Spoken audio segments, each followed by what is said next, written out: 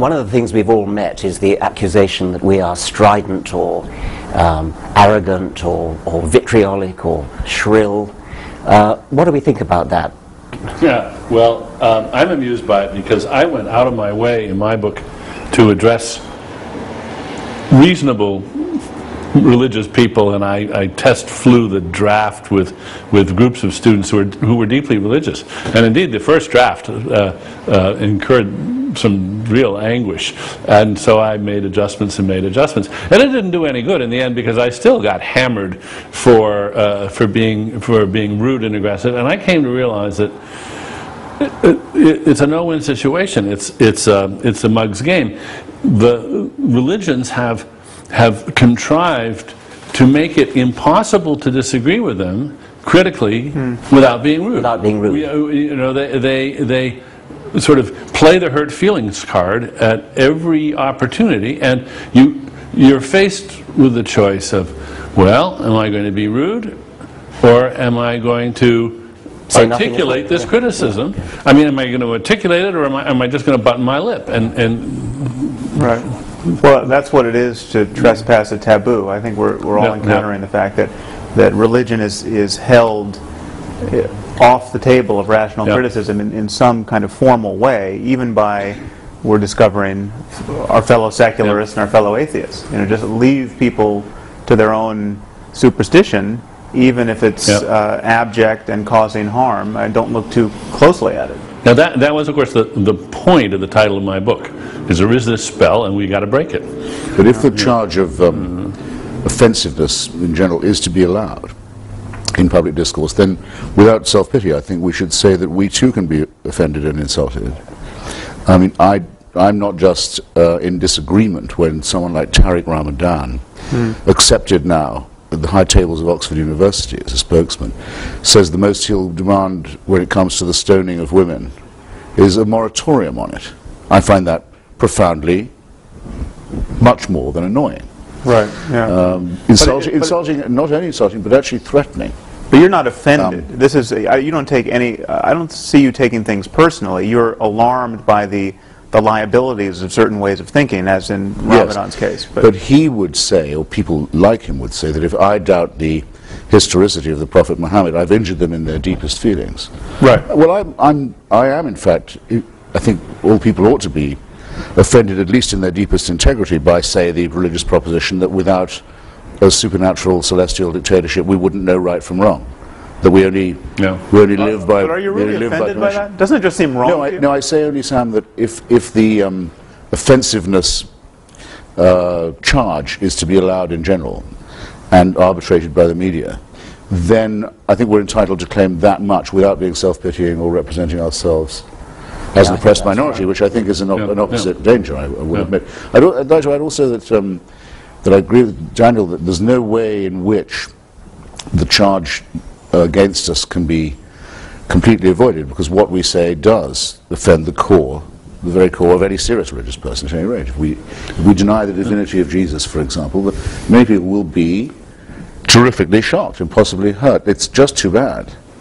I'm fascinated by the contrast between the amount of offence that's taken by religion and the amount of offence that people take against really anything else, like your artistic taste, your taste in music, your taste in art, your politics. You can be not exactly as rude as you like, but you can be far, far more rude about such things. And I'd quite like to try to quantify that, to actually do research about it, actually test people with statements about their favourite football team or their favourite piece of music or something, and see how far you can go before they take offence, compared to, is there anything else, apart from, say, how ugly your face is, that gives such... Or your husband's or wife's or girlfriend's face. Yes. Well, it's interesting you say that, because I regularly debate with the terrible man called John Donoghue of the Catholic Defence League, and he actually is righteously upset by certain trends in modern art, which tend to draw attention to themselves by blasphemy. For example, Serrano's Piss Christ, or the elephant down on the Virgin, and so. And indeed, I think it's quite important that we share with Sophocles and other pre-monotheists a revulsion to desecration or to profanity, that we don't want to see churches desecrated or religious icons trashed and so forth. We we share an admiration for at least some of the aesthetic achievements of religion. Right.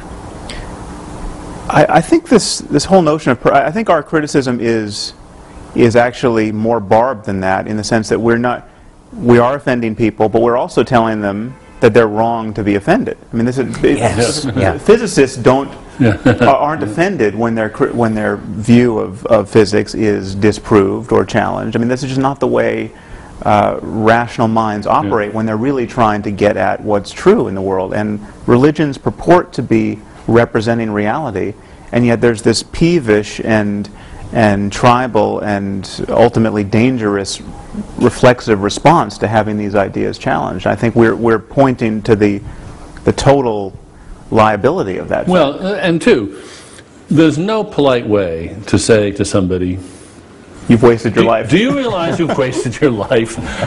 Do you realize that you've just devoted all your efforts and all your goods to a glorification of something which is just a myth? Or have you ever considered even if you say, have you even considered the possibility that maybe you've wasted your life on this?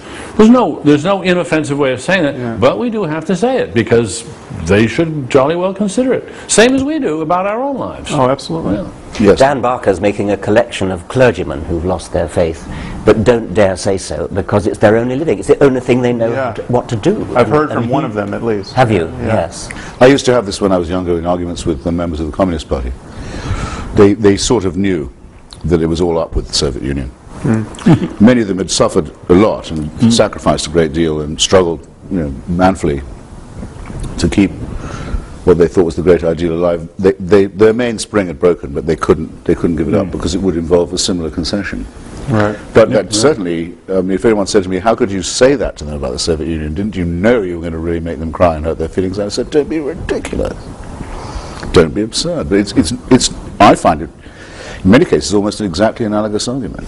When people tell me I'm being rude and vicious and terribly aggressive in a way that I should, so if I were saying these things about the pharmaceutical industry or the oil interests, would it be rude? Would it be off limits? No. Of course it wouldn't. Right. Well, I want religion to be treated just the way we treat the pharmaceuticals and the oil industry. I'm not against pharmaceutical companies. I'm against some of the things they do, but I just want to put religions on the same page with them. Including denying them tax exemption. Yeah. Yes. And, or in the English case, state subsidy.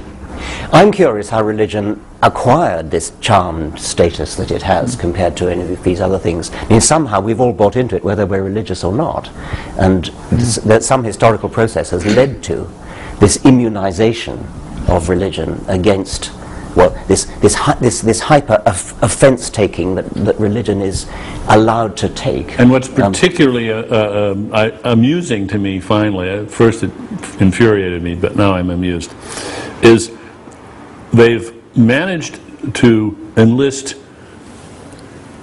legions of non-religious people who take offense on their behalf. And how? In fact, the most vicious reviews of my book have been by people who are not themselves religious, but they're terribly afraid of hurting the feelings of the people that are religious, and they chastise me worse than anybody who's actually religious. Exactly my experience. And I think, so one of you pointed out how condescending that view is. That it's as though, it's like the idea of penitentiaries. I mean, other people need them. That we must keep these people safely in their midst. Yes. Well, I think there's one answer to that question, which may illuminate a difference or at least a difference that I have with I think maybe all three of you. There's something about, I still use words like spiritual and mystical without furrowing my brow too much, and to the consternation of many atheists.